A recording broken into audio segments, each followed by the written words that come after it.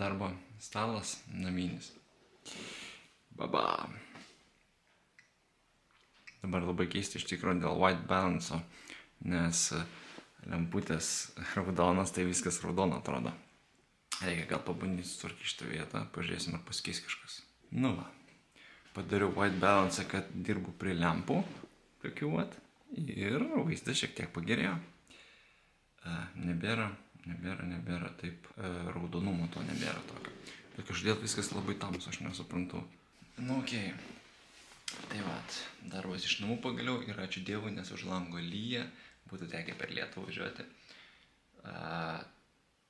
Vakar į darbą pabaigą užlūžo mūsų pagrindinė sistema, tai vat šiandien nuo pačio ryto, dar vakar iš tikro, apie 11 gal susirašinėjau laiškais dėl to, kas vyksta, tai šiandien nuo pat ryto sėdėjau, su vienais trausikais čia bandžiau aiškintis, dabar iš savo pusės padariau viską, kas įmanoma. Laukiu, kol Hebra atrašys ir paaiškins, kas vyksta. Šiandien važiuosim iki poliklinikos, reikia žmoną nuvežti tyrimus padaryti.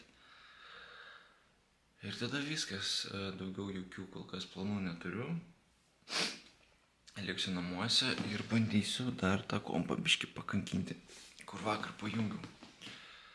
Tai vat, labai džiaugiuosi, kad tokio oro niekur varyti nereikia, plius pamėgau 40 minučių ilgiau.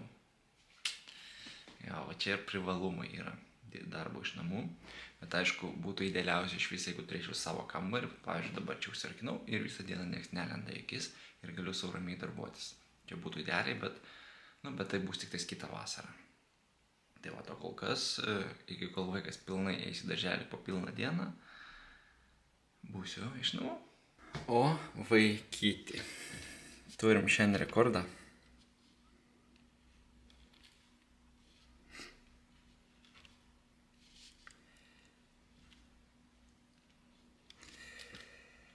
Jo. Permušėm. Sausį buvo didžiausias susirgimas 3322, kai niekas nebuvo paskiepytas. Šiandien spalio 20 turim 3331. Tai yra daugiausiai susirgimų šiais metais. Ne tik šį mėnesį, bet visais šiais metais, kai yra pasiskiepę 7% ar kiek ten žmonių. Tai kyla klausimas, kam tie skiepai?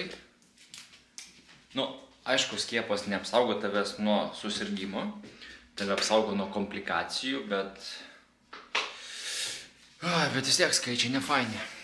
Aišku, sausį, kai buvo tas didelis skaičius, viskas buvo apribota. Judėjimas, kaukės absoliučiai visur, netgi lauke ir panašiai. Dabar skaičius didesnis negu sausį, bet judėjimo laisvė nesuvaržyta dėl skiepų. Kaukių lauke nereikia dėlioti dėl skiepų. Iš principo skiepai mus biškį atlaisvina, sakykim taip, nes sausį buvo siaubingai dideli suvaržymai, o dabar suvaržymų tokių nebėra. Tai, gal skiepas naudą ir duoda. Ir aišku, miršta žmonės, kaip pavyzdys, iš 10, 9 būna nepasiskiepę. Tai tas irgi duoda šiek tiek ramumo širdį. Tai vat, okei. Dar biškį su Raimu šnekėjau dėl kompo. Kodėl jis taip ilgai kraunasi, tai greičiausiai sakė, per biosus reikia žiūrėti, galbūt pačius biosus reikia atnaujinti. Arba kažkoks hardware checkas yra pastrigęs ir reikia restartuoti kažkas tokio. Tai į biosus įlyst negaliu, nes kad biosus paleist, kai kraunasi kompas, reikia paspausti tam tikrą mygtuką, bet kai kraunasi kompas, mano klaviatūra neveikia, kol Windows neužsikrauna. Šiandien testavausi, kiek laiko krauna, tai 2 minutės krauna, 3 kart supipsi, su trečiu supipsi, tarpas supipsi, tai 2 minučių intervalės supipsi 3 kartus ir 3 kartą supipsėjus, jau Windowsai užsikrauna ir tada viskas veikia. Tai šiandien vešiu priduoti tyrimus, žmona kraują priduos ir vaiko sisiuką priduosim. Ir namo grįžtant užsuksiu pas Raimį, paimsiu, jis turi, sakė, 2 klaviatūras, tai pabandysiu su jo klaviatūrom startuot kombo. Pažiūrėt, galbūt klaviatūroje problemų yra, nes, pavyzdžiui, pelė, jinai visą laiką veikia, o klaviatūra neveikia. Tai gali būti klaviatūroje problema. Tai jis sakė, turi pigesnę klaviatūrą. ir brangesnė klaviatūra. Tai pabandysim ir su vienos kitą ir žiūrėsim. Jeigu vis tiek tas pats, tai reiškia problema ne klaviatūra iš tikro, o pačiuose BIOSuose.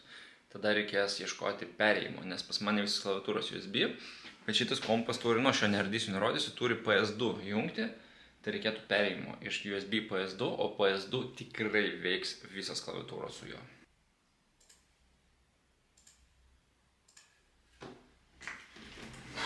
Kaip aš nemėgstu tų techninių darbų, kai tu copy, paste, paste, copy, copy, paste, paste, copy. O čia beveik repas gaunasi. Ai, blin, toks ėdantis laiką, nervus ir jėgas darbas. Ja, pas mus vakar per pietus užlūžo visa sistema, tai dar visą dieną šiandien su to dirbam, tai galva baigia per plyš per pusę, visi nervinasi. Nes tai yra mūsų viena pagrindinių sistemų, antra pagal svarbumą. Ir va jau para laiko, grubiai nuo vakar pietų iki šiandien pietų neveikia ir jau į darbo pabaigą einam, o jį vis dar neveikia. Ai, blin.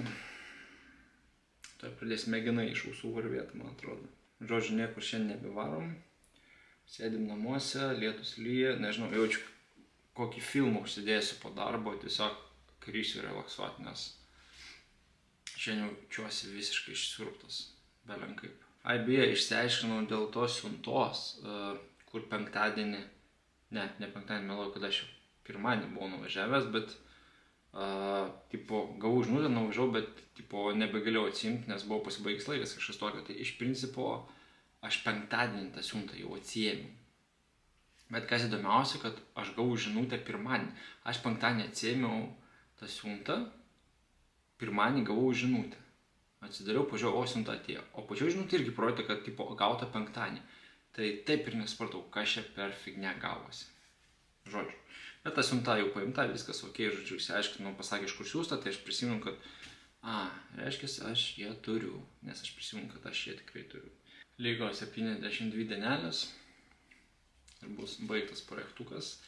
Ir žinokit, kuo toliau, tuo sunkiau darosi. Ta prasme, aš jau ir žmonai sakau, galvau, kad bus sunkiausias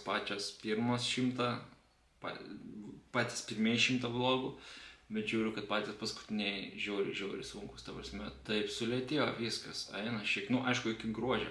Gruodį prasidės šventės, nes gruodį daug švenčių. Mano vardadienis, mano gimtadienis, kūčios, kalėdos, nauji metai. 5 šventės, tai ten aš jaučiu tą mėnesį, šiaip dovanų ieškojimas, pirkimas, pakavimas, slapstymas, eglutė, tai gruodis turėtų sprogti belenkaip. Bet šis mėnuo tai žiauriai ilgas, žiauriai, šiandien dar tik 20 diena, atrodo, kad jau 2 mėnesiai turėjau praeiti ir dar lapkritis, visas lapkritį irgi nieko nevyks. Tik tai, kad lapkričio 1 ir 2 dienos yra laisvos ir čia bus pirmadienis, antradienis, tai trumpa savaitė bus viena. Čia jau toks pliusas, sakykime. O šiaip tai žiauriai ilgai laikas bėga.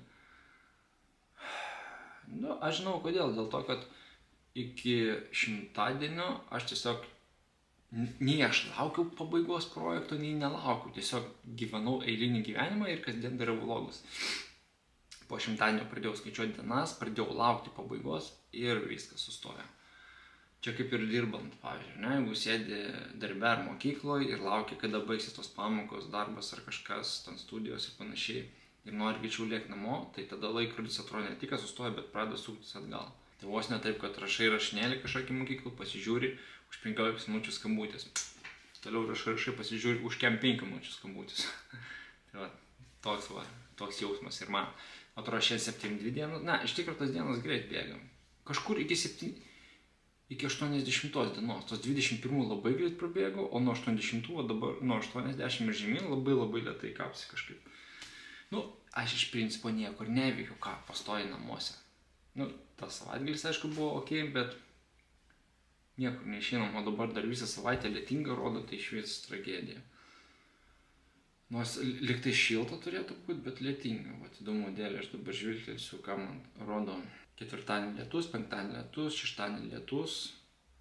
Nuo sekmadienį jau lietaus nebesimato, bet taip toli negalim žiūrėti, žinant mūsų orų prognozes. Tai kas blogiausia, kad gausiu FPV akinius, tai jeigu toks oras bus, tai Nežinau, ką reiks jiems pasakyti, kaip man jį apžvelgti, nes per lietų tikrai neskrysiu.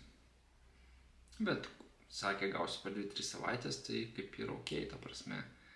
Reikia tikėtis, kad bus gražesnių orų. Ir vėl aš apie orų šneku. Tiesiog rimtai hebra kartais neturiu ką pasakoti. Vat pavyzdžiui, šiandien visą dieną sėdžiu namuose, dirbu, darbas pasibaigs, žiūrėsiu filmą. Ką jum nufilmuoti? Aš išsisėmiau visiškai, ta prasme, totaliai. Kai kažkur išvarau, kažką galiu pafilmuoti, kažką pagalvoti panašiai, bet va, tos dienos namuose bus viskas.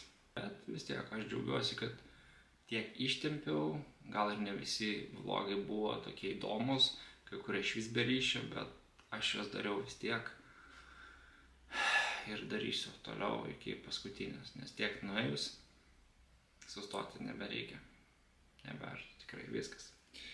Einu toliau daryti tą nesąmonę. Su jumis susitiksim rytoj.